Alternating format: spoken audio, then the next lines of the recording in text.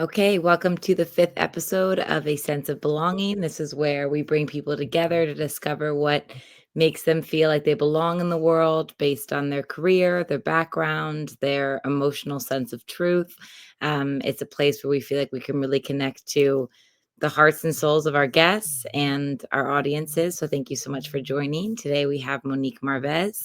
She is an incredible comic, an unbelievable stand-up. She's a producer, she's an actress, she's a writer, she's a bit of everything. She was born and raised in Miami, and her journey through the world of comedy began in the vibrant stand-up scenes of the 90s. She's Cuban Venezuelan.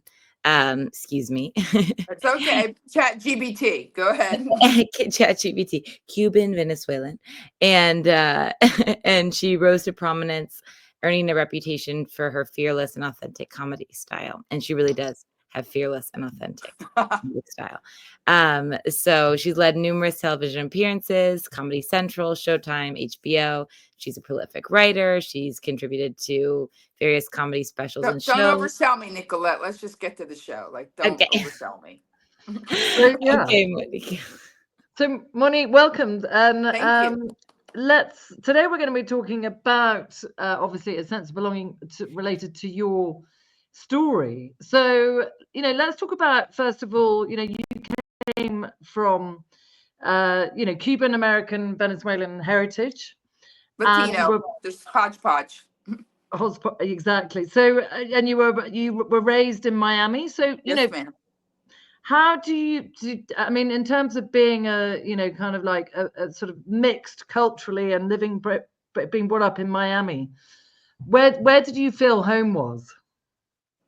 Well, home was my home because I grew up in Miami. I always jokingly say the capital of Cuba.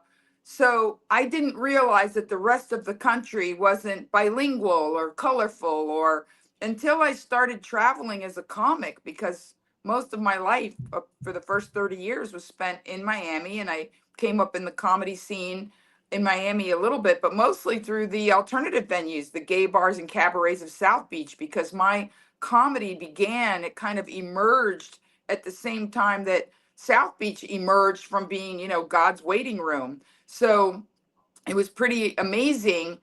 A lot of things came together so that I was in the right place at the right time. And I think because I'm sort of intuitive, I've always felt that I find the place that I belong. Like if you don't feel like you're in the right place, change places. You're not going to change the elements around you. That's not going to happen. So if you're in a family that doesn't appreciate, you being quick-witted and razor-tongued, find a way to, find a place where that's going to work for you and people are going to like it. So I've always I tell people that I'm a sunflower. I'm an unapologetic creature of nature, which is you never see a sunflower fold up and turn towards the nasty, dark corner of a room. A sunflower seeks warmth and light. And I've been called a narcissist and a hedonist and selfish by my Hispanic Catholic, judgmental family, because in essence, my childhood was spent saying, hey, you're curling my petals. You're not going to talk me into this thing that you think I should want to be doing. I'm not that person. And and then I found a place where being exactly me was pretty perfect. So where do you feel at home? I mean, obviously we talk about you being on stage. Sort of, do you obviously feel sort of, your audience or your home, or explain a little bit about your Well, it's everything is connected. So in order to be a good comedian, I always tell comedians, we'll start with comedy. I tell people when they go, oh my God, you're amazing. How do you get so good? Well, number one, I write every day and I work. I work at my craft. I don't just let it be, but I don't write. I've never written a joke in my entire career.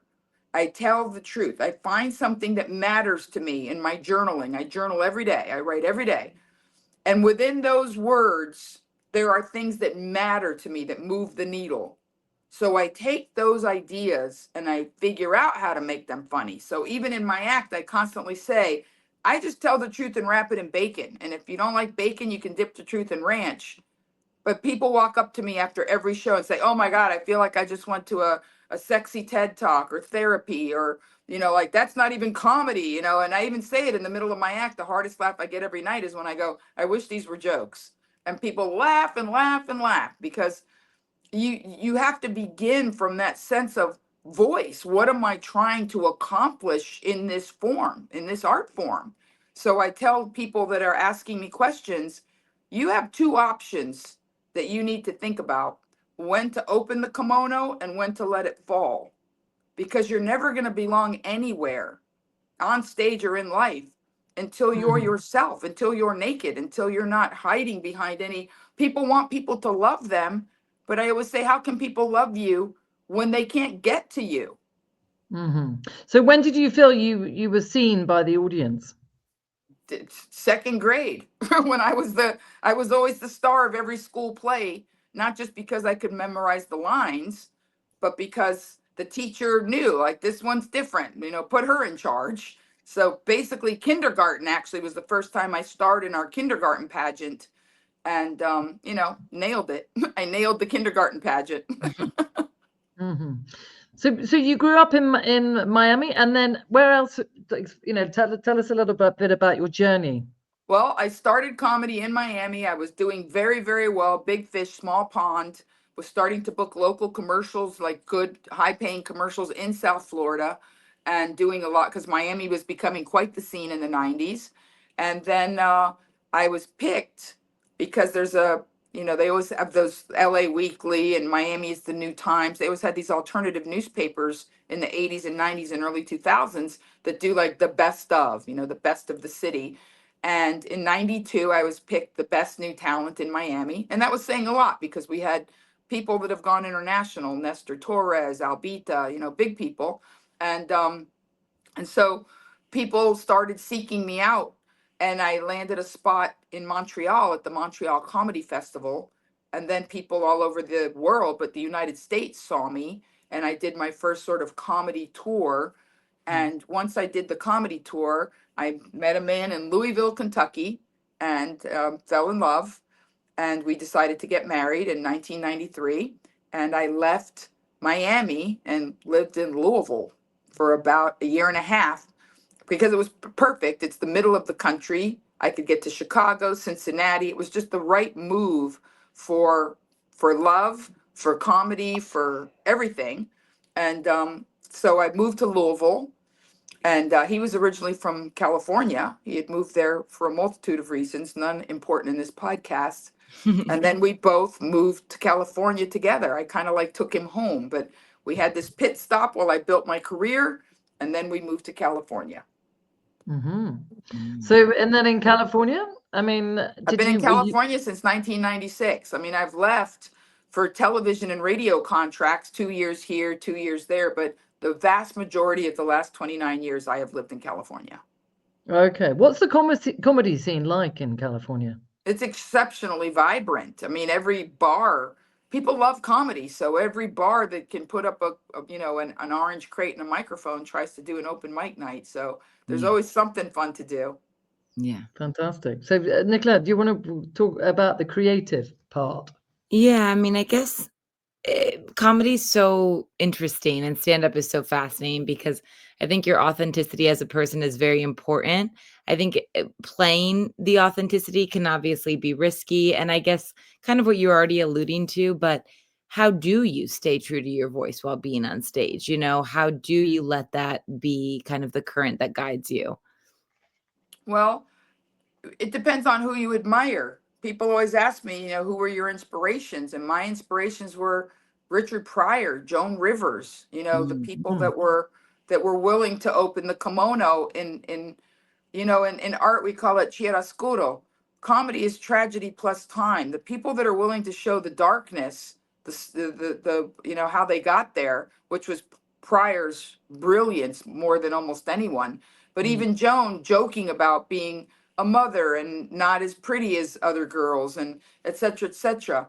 And even going as far back as the great Phyllis Diller, who I had the honor of meeting and socializing with. People that are willing to show you how the laughter was like a volcanic eruption, how it came from this dark, hot challenging thing, and then it erupted into this bright force of nature. Those are Mhm. the best comics, and they're the only ones that I admire and inspired me. So I never even thought about having like an act or shtick. I mean, I know people do it, like that's their whole act, is that they're always emo Phillips, or they're always, this alternative character. And I respect that's not what inspired or entertained or interested me at all. Mm. Okay. Mhm. And so you as a person, your sense of self how has that evolved through your work? How is that, yeah, your self-esteem, your kind of chutzpah, like, do you feel like you've needed to build up more of that? Do you think that you need to Absolutely. protect it? Absolutely. Everything's baby steps. Nobody's great at anything. And Yeah. nobody walks through the door of great alone. You meet people, you collaborate, you have conversations, you bring, even if you don't do it on purpose, Right. you end up doing Right. it within your purpose because, from my whole life, it predates speech. I've always had a sense that not only is there something bigger than me, but that it likes me. And I feel blessed because so many people that I meet don't come with that even basic foundation. When I ask people, do you believe in God? And they go like, yeah, I mean, yeah. And then I go, so you have this challenge and this challenge and this challenge. Let's game your life. If you believe that something is bigger than you and you have no proof, it's imagination. Like we can't prove it. We can say whatever we want, but we really cannot prove it. Why wouldn't you Mhm. take 5 steps closer to that thing? Because it's all in your head anyway, and believe that it likes you and that it's on your side Mm. and that it's going to send you messages and cues so you can win. And that even Mhm. a setback is an opportunity to, like, oh, what's the game here? I mean, I'm putting it in its most simplistic terms, but that's Yeah. how I have lived my life. That's how I've lived my life. I believe something is bigger than me. I believe that it likes me. And when I get what I call a hit, a glimmer, when I feel something like follow that cab, it's like, but talk to that person, or, I always act on it. I act on it. If I have a good feeling about someone, which is how we met, Nicolette, I saw you standing there talking on your cell phone. Then I thought, I like that girl. There's something in that girl I like. I'm going to say something nice to her and see if I can get her attention. And here we Mhm. are. Yeah. Mhm. It's very true, it's very true, and I like that I like that perspective too, where it's like, it's all made up anyways, so you might as well just believe in it, you know? If It's you're all dreaming of chocolate cake, do you dream of low fat chocolate cake? No, yeah, put all the exactly, calories in the chocolate cake. That's how I feel 1,000%. about faith in God.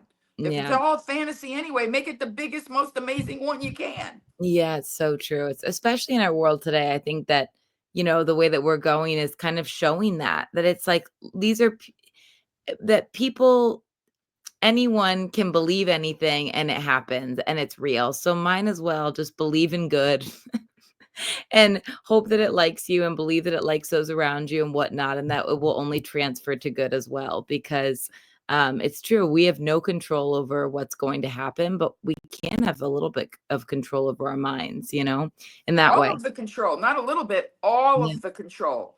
If Yeah. you're thinking a negative thought, that's a default setting. That's your Yeah. life by attrition. Yeah. But you have the choice every second of every day to say, yeah, no, I'm not buying into that. Not today.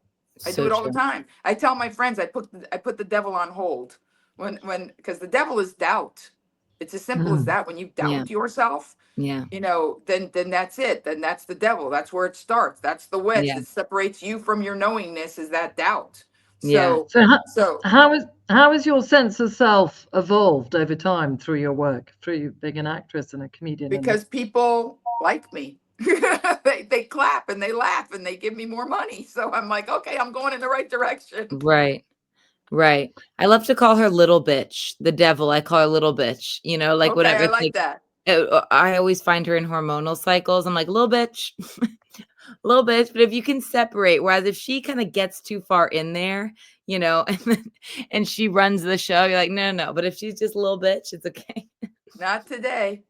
Not today.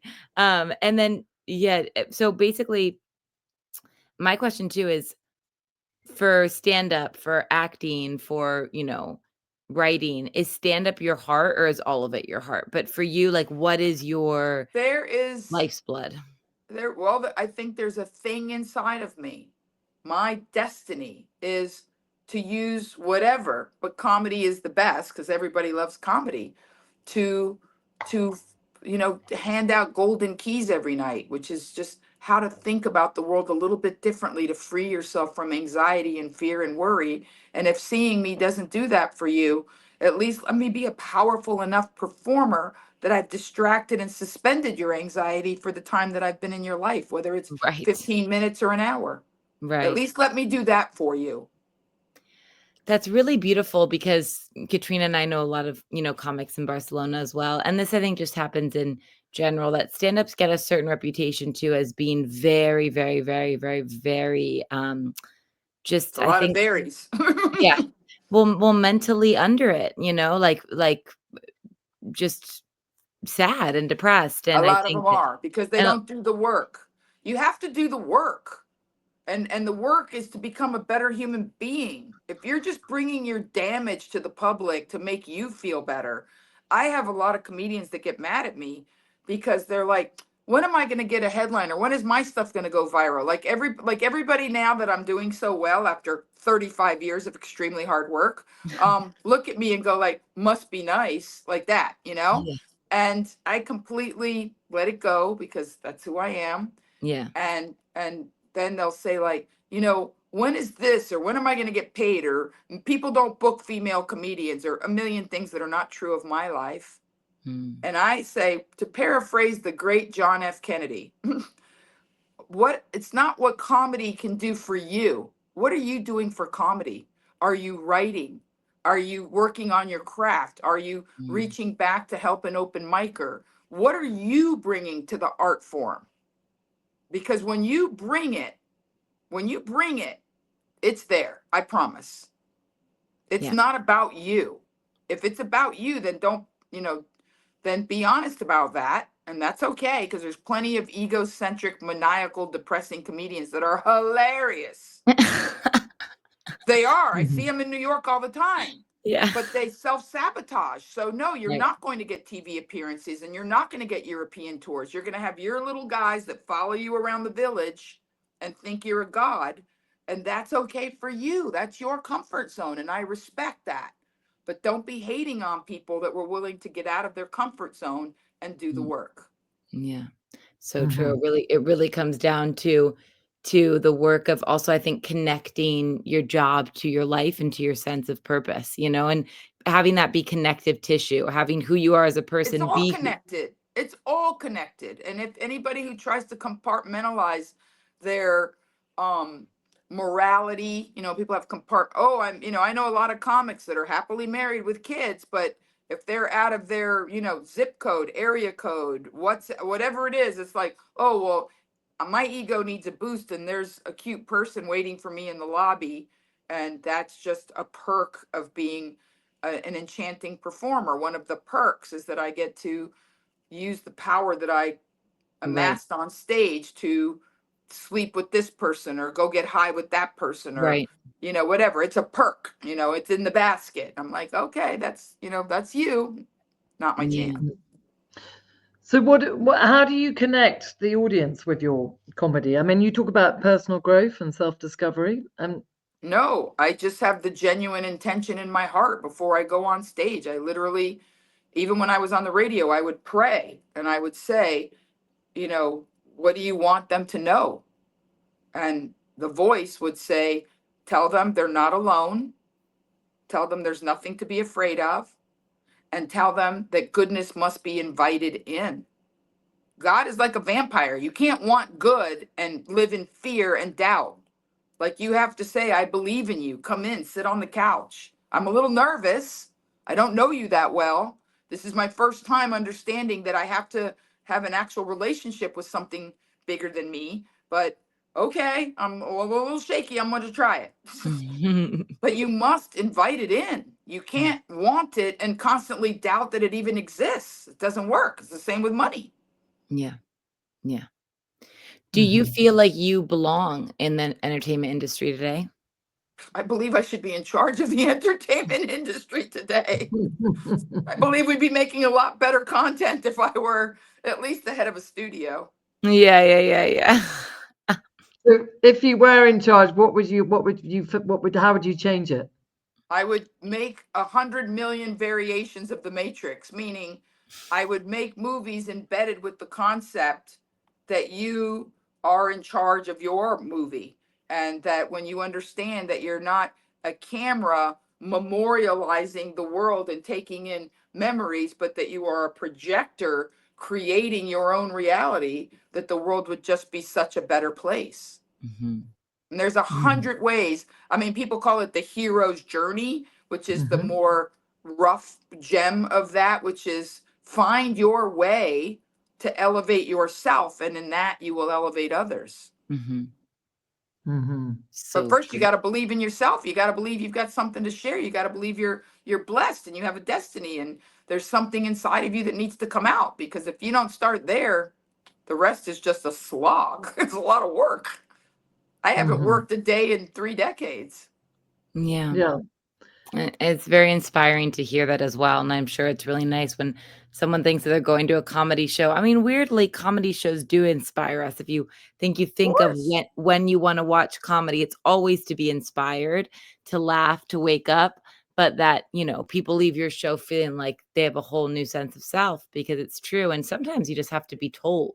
You just have to be reminded, for that kind of major positive voice to come back in, for you Absolutely. to wake up. You just need to have enough people that remind you to. Amen.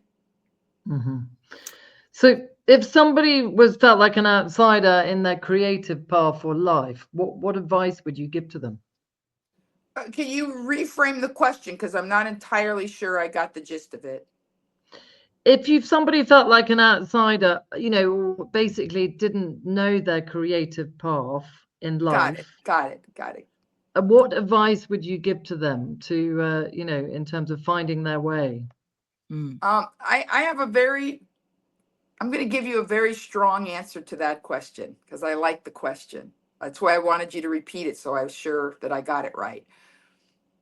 When you want to change anything in your life, and by the way, being an outsider is not a bad idea. It's really not once you get accustomed to it. And I love Malcolm Gladwell and I love the book Outliers. Oh, I do And too. I love Malcolm Gladwell. Mm. Love. Brilliant. That being said, what I tell people, my prayer, the most powerful prayer I have ever prayed, and it's tough. It's bulletproof, but it's tough. Don't pray it until you're ready. I tell God, when I show up with a clear I am, you are. And what that means to me is when I decide I want to do bigger venues and I embrace it and I envision it and I don't doubt it and I go, who do I think I am to be able to do that? Because I'm still human. When I fully go, I want arenas. When I show up to God with a powerful I am, it's always a you are. It shows up. It doesn't show up the next day, but man, all the steps in the in between, and that's good for everything. I have friends that have childhood trauma and all of this stuff, and I say, I promise you, if you show up with that prayer and say, I want to forgive everything that happened, it'll happen.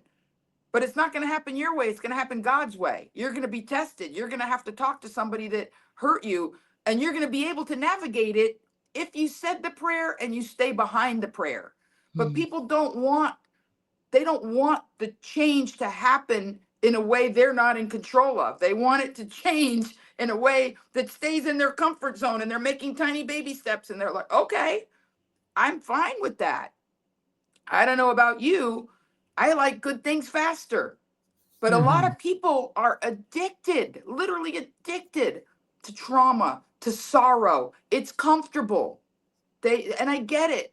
I get it. And I don't judge. And I have most of my friends are jacked up because I'm a light. They want to be my friend. So and because I am me, not only do I not judge, I just keep being me so that they can show up in any way they can show up. But I've told a couple of my friends that I think were almost ready to hear the prayer. When you show up, this is my prayer to God. When I show up with a strong I am, you are. always, without fail. But it's consequences. Big things happen.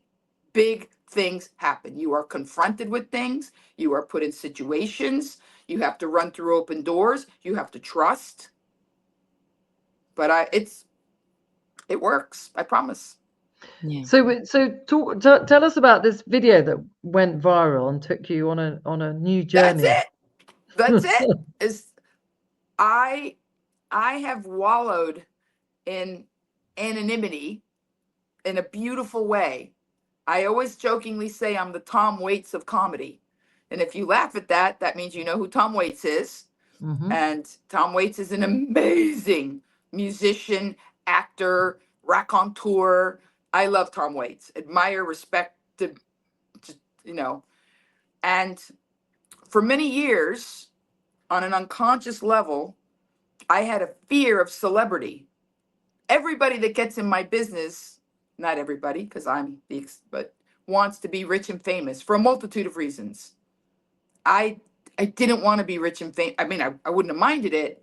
I wanted to be good. When I was an open micer, I saw a performer named Bill Hicks who died, who was beyond. And Bill was sort of the Jeff Buckley of comedy. He died very young and he was a legend, you know, and we just remember his recording of Hallelujah, so to speak. If you don't know who Mm-hmm. Jeff Buckley is, look it up. But the I know Jeff upshot is, Buckley. huh? Mm. I know Jeff Buckley. Yeah, I know he's Amazing. you great. do. I know you know Yeah. all my references. I feel you. So Bill Hicks was the Jeff Buckley of comedy, and I worked with him twice before he died at the age of 34. And I remember Wow. just saying, I don't care about being a comedian. I want to do that. I want to do, oh my God, do I want to do that? I want to do that. I want to do that. I want to do that. Well, guess what? I did it. I became that. I am that. And I've had success, but it was always sort of under the celebrity radar.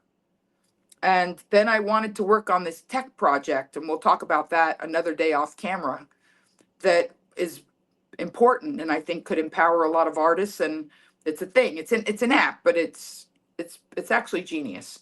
And I met a Mm. guy, and he was the head of.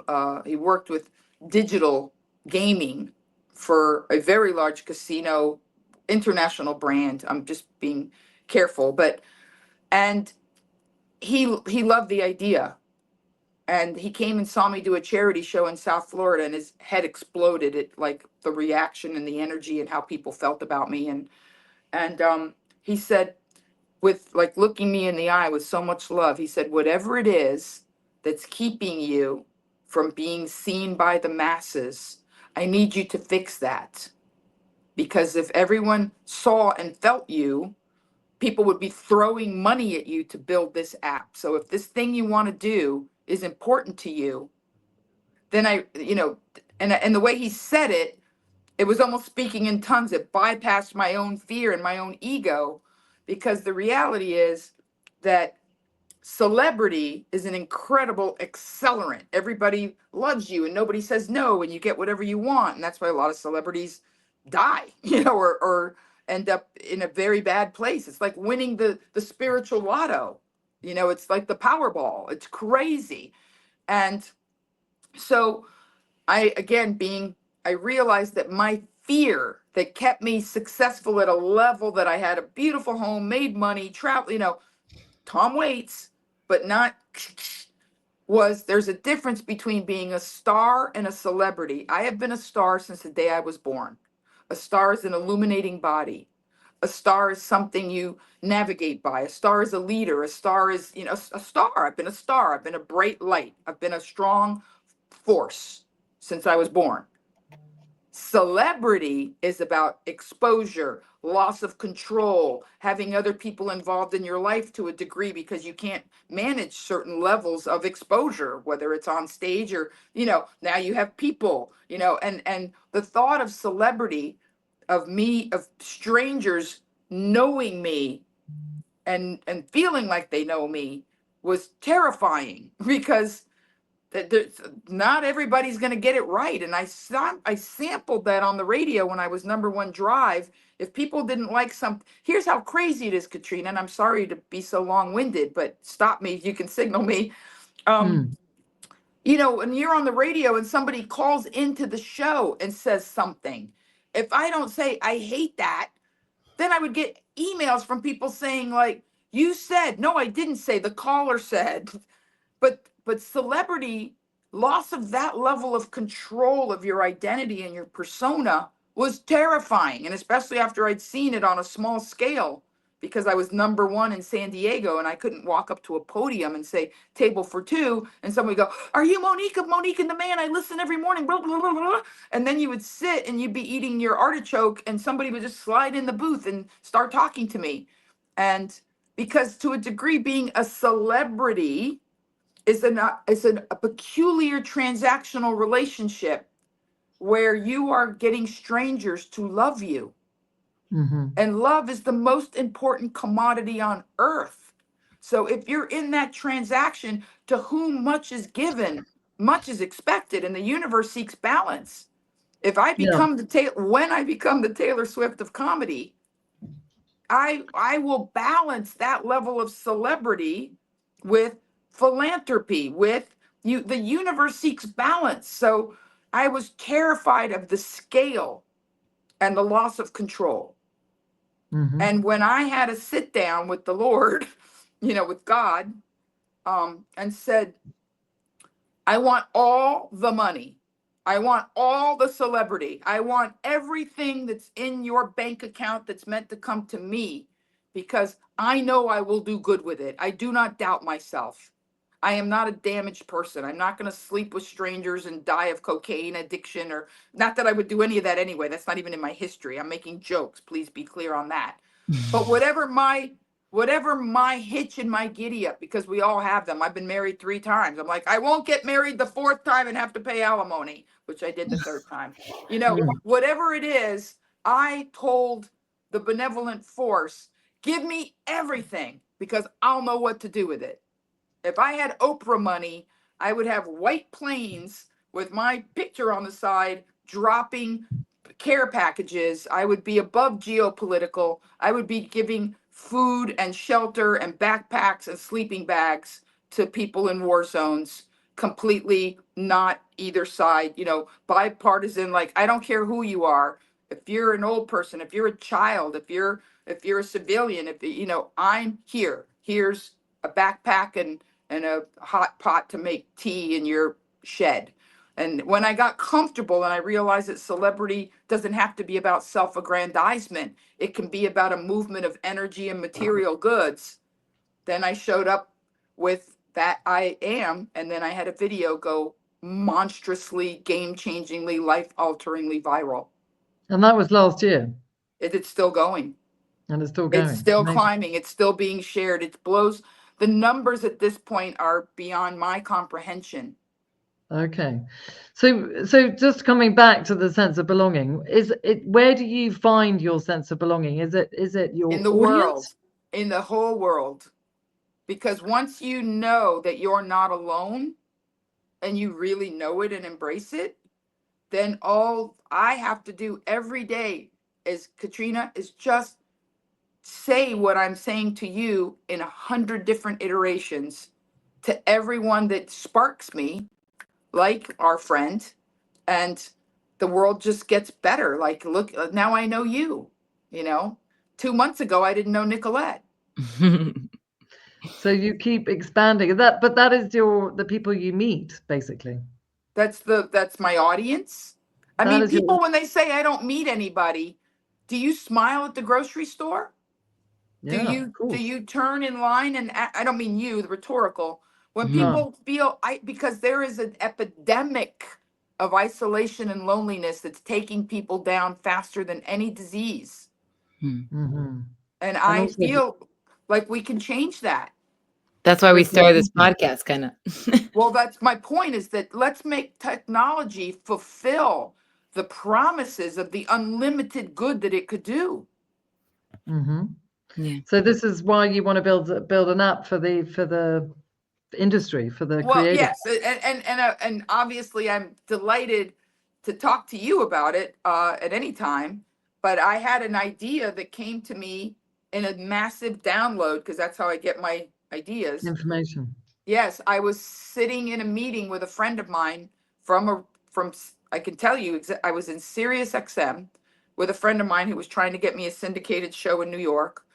And he said, I know this sounds super cheesy, but one of the people I want you to meet is in AA, and we always fellowship after the meeting. So would you mind coming to an A? I know it's a big ask, but can you come to an AA meeting with me and then have a coffee with this person that I want to meet you in an authentic, non-radio, situation. And I thought it was a little bit contrived, going to somebody's AA meeting is a little contrived, but I always do what the voice tells me. So I went to the meeting. I can tell you exactly when this was. This was the spring of '09, and we were coming out of, in the United States, a horrible financial meltdown, which you can, if you don't know about it, watch the movie The Big Short and you'll know. But Mhm. just so I was sitting in the meeting, and this beautiful woman was sharing, and she said, I've been sober and I've been promoted. I got my job back. My life is good, but now I'm traveling for the company, and I find myself in nice hotels with mini bars, and pray for me, like I'm challenged. And I knew it wasn't just the mini bar. I knew it was travel. It was stress. It was, and as she was sharing, I'm thinking, why can you buy pornography and drugs? Because Silk Road existed back then. Why is it that you can buy pornography and drugs, but you cannot find immediate positive support? Now, 15 years henceforth, it's gotten better, but it's not where it needs to be, because everyone has an agenda and everybody wants to sell Mhm. you ads and everybody wants to mine your info. Mhm. So I went, the funny part is I got the download and I went to coffee, and the man we were supposed to meet did not show up that day. And I was glad, because I didn't want to meet someone under sort of contrived, what I felt in my soul were inauthentic circumstances. So my friend, his name's Tom, I won't tell you last name, he said, I'm so bummed. I'm so upset, and I said, I'm not. And he said, why not? And I said, because I know what I want to do with my life.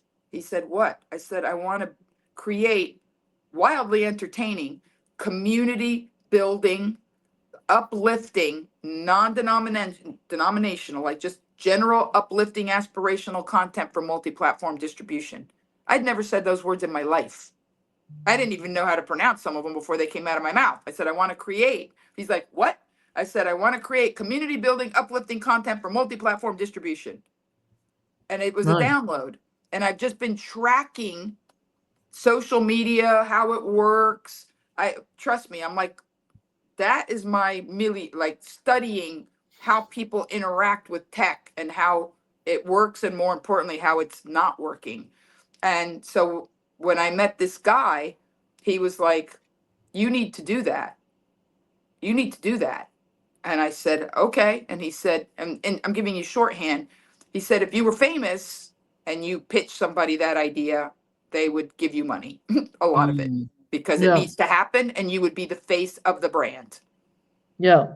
And this would also create a sense of belonging for all those people that feel lonely too. Mm. Exactly. It's trust me, I got this. And it's starting to happen on a, like, I feel that the first step was God making this go viral, like doing what I showed up with a strong I am. I said, I am ready.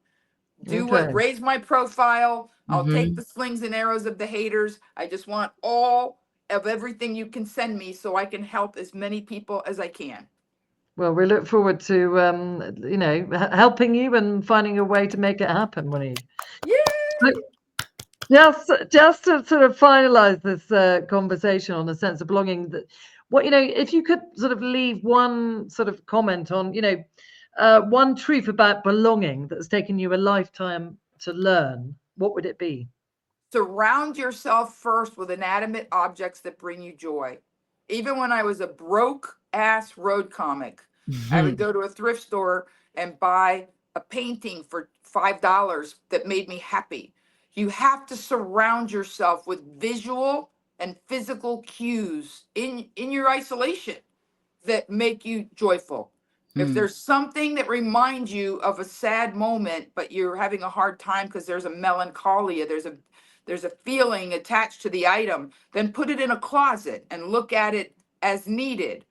But surround yourself with constant reminders of joy and hope and possibility, whether it's a painting, whether you write on your walls. You must have physical cues to map your way to joy. Very nice. I like Very that. nice. I like that too. Yes. Physical cues to map your way to joy. And before we leave, since you know I'm going to be in Barcelona, what are the chances we can meet when I get off the ship? Well, 100% we're going to meet. I can't wait, Monique. I cannot wait. Me either. Me Yeah. either. Excellent. I'm Well, we're excited. round 2 in Barcelona. I'll be there this I'll summer send you too. my dates and you can pick, because I'm in Barcelona on 3 different occasions. We can make it happen. So this is my happy dance that I get to make a new friend Fantastic. that I'm going to just love for the rest of my life. Thank you very much, Monique, and thank you, Nicolette, for setting this up. Thank you. Thank It's you been a too. joy listening to you, Monique. Yeah, you're The wonderful. pleasure was all mine, I promise you.